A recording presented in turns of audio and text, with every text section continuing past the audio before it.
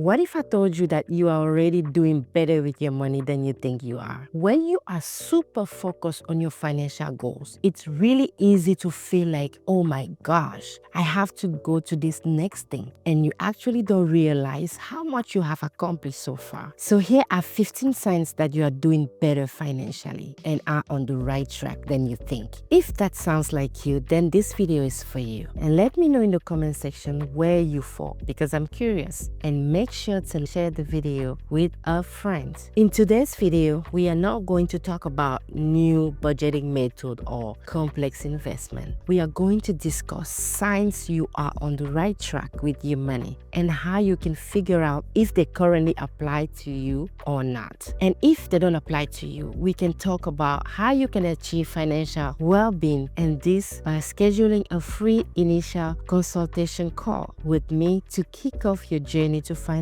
freedom. Freedom is not just measured in dollars, but in peace, in purpose, and with a heart of generosity. The Bible gives us a different picture, and it's a picture of wisdom, discipline, and trust. Commit your work to the Lord and your plans will be established. Proverbs 16 verse 3. This simply means that when we honor God with our financial decisions, He honors us in return with His guidance. So let's dive into 15 powerful signs that God is blessing your efforts, that you are heading into the right direction with your money, that you're practicing delayed gratification, and you are not tying your happiness to stuff. But before we start, if you want to align your financial goals and your faith, don't forget to check out the Faith in Finance Alignment Scorecard and my free ebook on the 60 books that are making me rich in the description below. The first signs that shows you're doing well financially, and that is often overlooked, is that you are not trying to signal your wealth. You are simply trying to build wealth quietly. And one of my favorite thinkers, Naval Ravikant, actually has a 3 hours podcast on how to get wealthy. And in that podcast, he famously says that it's a positive sum game. When you start to signal wealth, that becomes a zero-sum game where there are winners and there are losers. And that's not how it's supposed to be. In today's society, a status game is very much like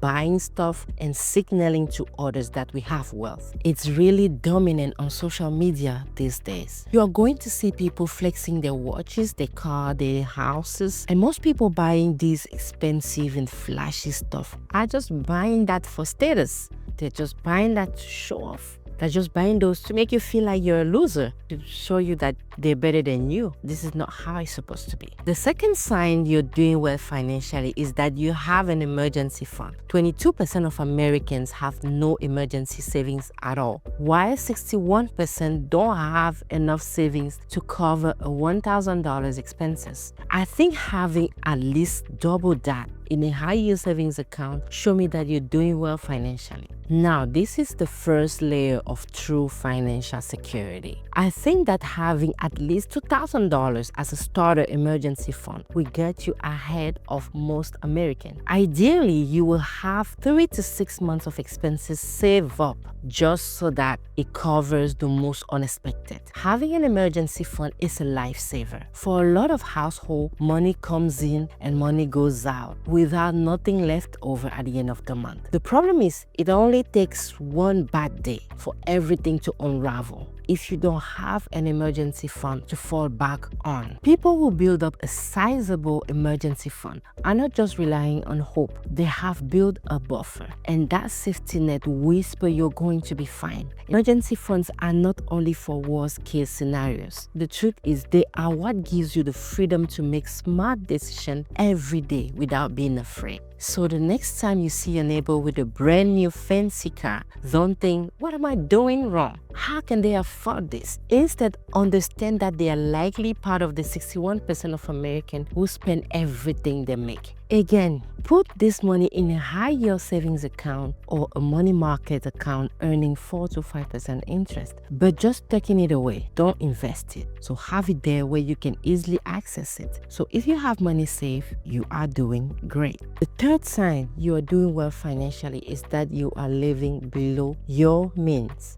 This is one of the number one ways to increase your wealth over time, because if you live below your means, that naturally means that you are gonna have more savings to invest regularly. You also get the flexibility and the freedom of having different choices because of that. It also means that you can technically retire with less money, because the less money you spend, the less money you need to actually get in your nest egg in order to live off of your investment comfortably. According to the 4% rule, which I'll talk about on this channel a lot as part of retiring early, you can call yourself technically retire when you can live off of your nest egg. Your nest egg is just your investment portfolio for retirement, and withdraw 4% of that nest egg every year to live off of. So if your living expenses or lifestyle costs $40,000 a year, for example, technically you need a nest egg of $1 million, and you can withdraw from that forever, because your investment return generally make up for the amount that you are withdrawing. Now imagine your lifestyle costs $100,000 every year. That means you're going to need a lot bigger of a nest egg in order to withdraw at the 4% withdrawal rate. In fact, you're going to need $2.5 million. So living below your means will bring down the burden of financial stress, and that also means you'll probably have more money to ditch debt that you might have.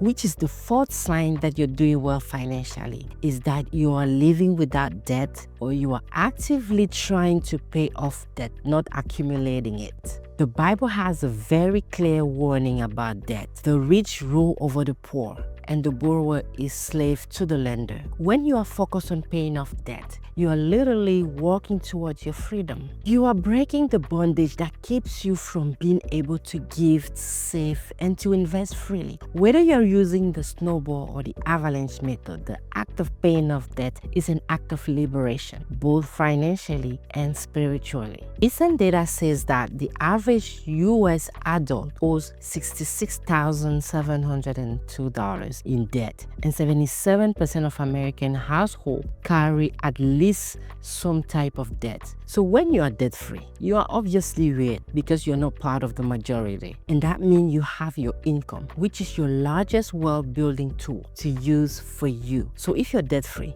then you are doing way better than the average American. And if you're not, start working on paying it off. Carrying credit cards or consuming debts month to month is a wealth killer. No matter how much you make, if you're paying 27% interest, you are bleeding cash. If you have paid off all your credit cards, that simply means that you are not funding your lifestyle with borrowed money. And it shows me that you're thinking long term, because it will be very hard to build wealth while paying a 27% interest on debts. Some people are so normalized to credit card debt that they think everybody has it. But financially healthy people know that the real flex is paying $0 in interest. So if you have debt, you have to make an aggressive plan to get rid of that parasite. The fifth sign is that you are planning for retirement and you are investing. So according to the Ramsey latest study on personal finance report, 37% of Americans have more credit card debt than retirement savings. So if you are able to prioritize retirement, you are ahead of the curve. So once you are debt free and you have an emergency fund, start investing 15% of your gross income into retirement. Now your income can be used to pay yourself in the future for retirement, which is amazing. The day you automate your investments is one of the most powerful, important days in your entire financial life. Lots of people don't invest because they think they need to become expert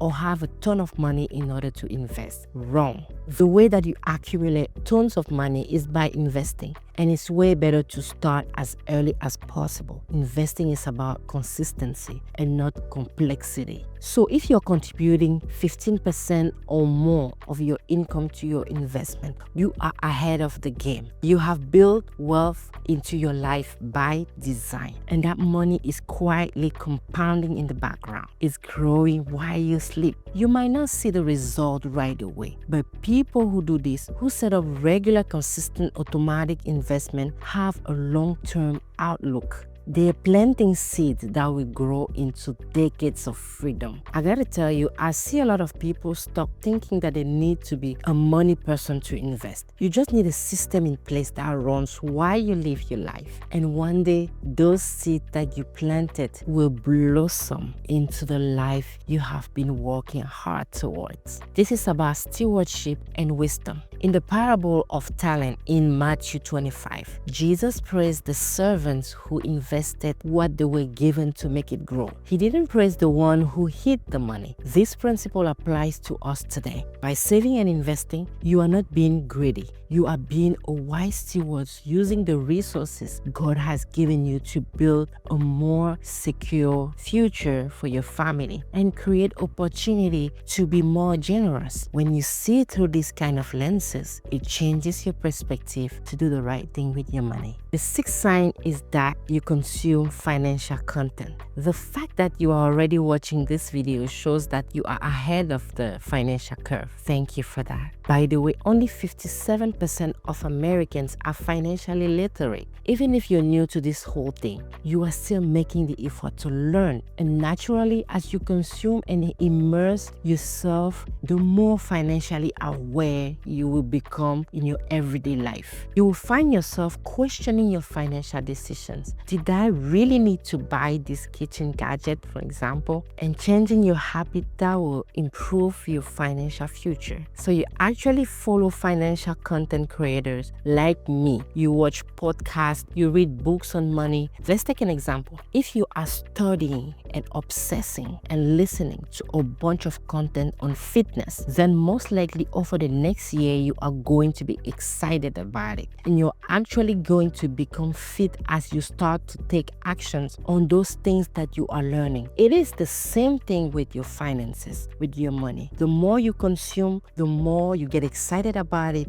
and the more you get better with your money. The seventh sign is that you are comfortable talking about money. 56% of Americans believe that talking about finances is taboo. Most of us spend the best part of our days or the best part of our lives working for money and then never talk about it. But if you are open, honest, and get people around you who can actually talk about finances, ask questions, learn from their mistakes, and they can learn from yours, then you're going to be in a good spot financially. I know for me, when I found my group of people that I could talk to about the FIRE movement, which is financial independence and retire early, and all the stuff I was learning that really motivated me, and I learned a lot from them. So if you manage to break through your inhibitions and reach the point where you feel comfortable talking about money with friends and family, you are doing well financially. Unfortunately, we easily ignore, overestimate, or underestimate how much we make or spend because it's easier to choose willful ignorance over confrontation. If you can talk about money clearly and calmly with yourself or your partner, you have built one of the most overlooked form of wealth communication. You have taken ownership of your financial life and you're building alignment with the people you care about. This practically means you can have money meetings by yourself or with your partner or your family, or you can share your goals with people around you. That's how alignment happens. That's how you build trust, and that's how you can build a rich life. That's maturity, that's clarity, that's confidence. Money doesn't have to be a source of fight or disagreement. Money can be a source of joy, a source of connection, a time of spontaneity. I started this YouTube channel to have open and honest conversations about money and make it less of a taboo subject. Some of you know me that I love to talk about money, that I love to talk about improving with your finances. What are the ways to get better with money? Quick break. If you're learning something already from this and you're thinking, maybe I'm doing that well, hit that subscribe button and let's keep going. Eighth sign is that you know your numbers. When you have a decent understanding of how much you have, you earn, you are on the right track. This can be easy as keeping a simple spreadsheet of what is coming in and what is going out. Hey, even checking your bank account balance once a week is something. There's a lot of things we can let go in our lives, but finances have a negative compounding effect if you let them go too long. For me personally, I track all my expenses in a Google sheet, and I call it my Steward sheet. I'll show you how and what I use to budget in my coming videos. And my favorite day at the end of every month is the 30th or the 31st, because that's when I can input all of my expenses for the month and see how well I did for that month and compare it to all of the previous month. The best thing about tracking your income and your expenses here is that not only is going to show you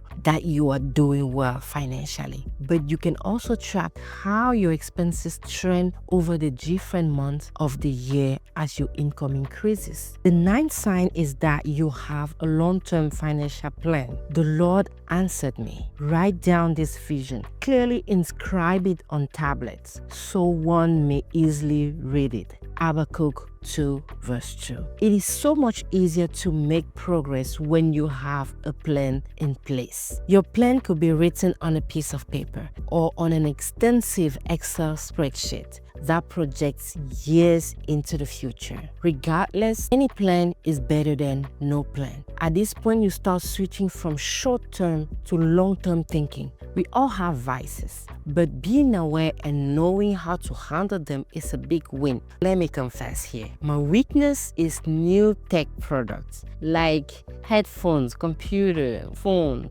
toothbrush. I used to love new stuff, even if the only difference was a number. But something I really found helpful is following the 72 hours rule. Basically, whenever you see something non-essential that you want, just wait 72 hours before you buy it. During that time, you can go for a walk, you can drink some water, you can work on another project, and the weight of it turn off your spending triggers. The 10th sign is that you have automated and you pay your bills on time. The reality is that nearly 40% of Americans struggle to pay their bills. 32% of Americans have paid their bills late in the past 12 months. So if you are able to consistently pay for your electricity, your rent, your food, your bills, and other stuff without taking on additional debt, then you're doing pretty well. Most people need to choose which bills to pay that month, which leads to a whole bunch of other issues like late fees, lowered credit score,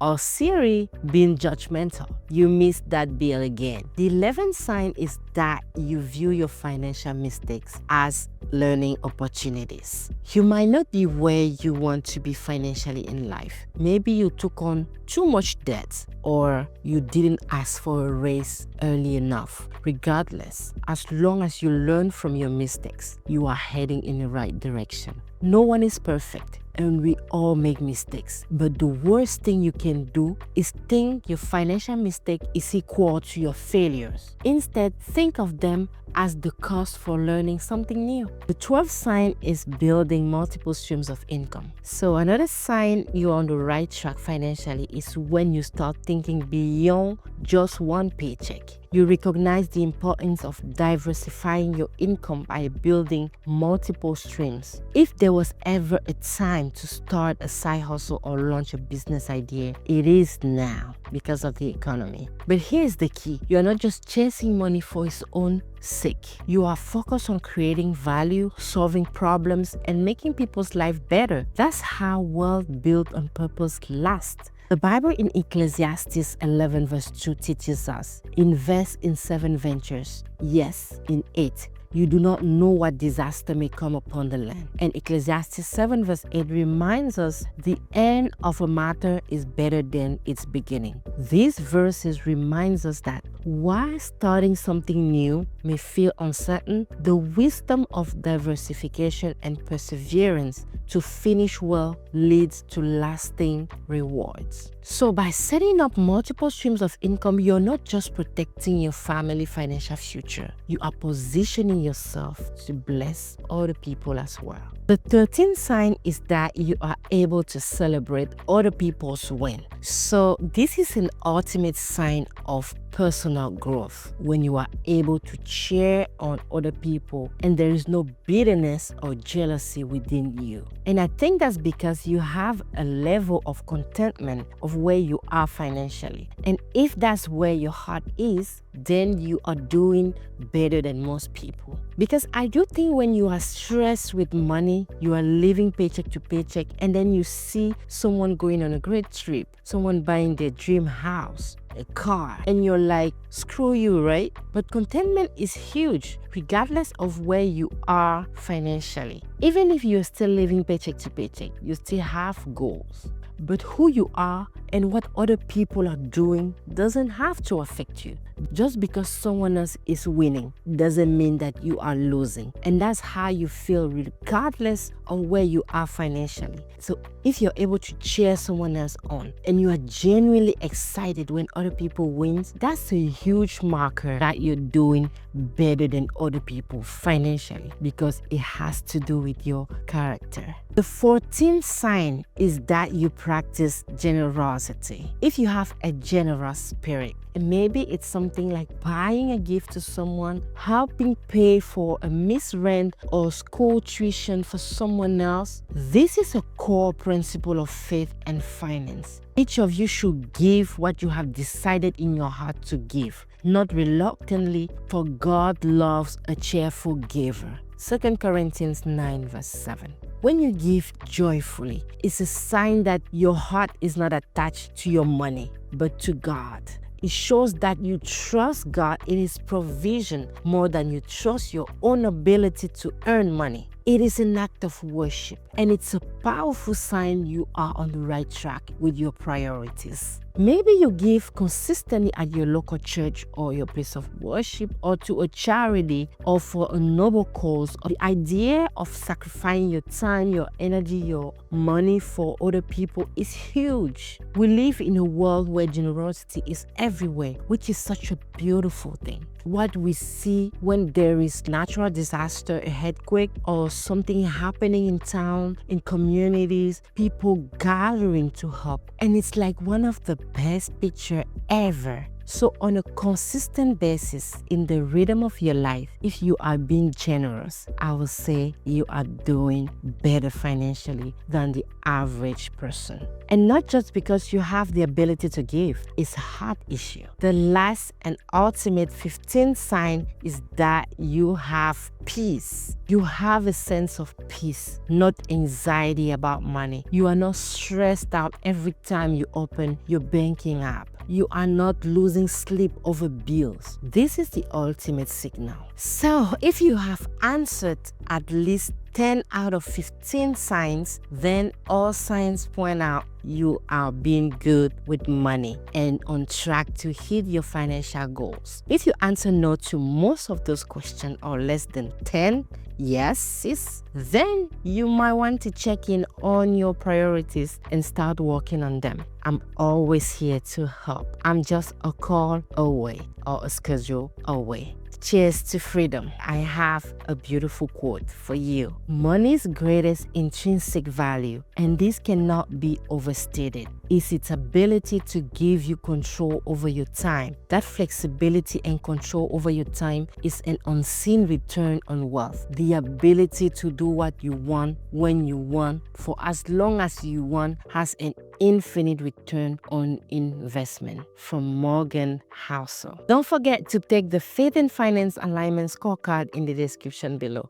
Check out my ebooks link below and download my free ebook on the 60 books you need to become wealthy, the exact ones that help me achieve financial peace and put me on my way up to financial independence. If you found a lot of value in this video, I would totally appreciate if you guys give me a like and a subscribe, and let me know any of your questions down below. I also highly recommend that you watch this video right here where I talk about the 8 account you need to have for financial independence. So stay amazing. I'll see you guys in my next videos on how the 1% manage their money.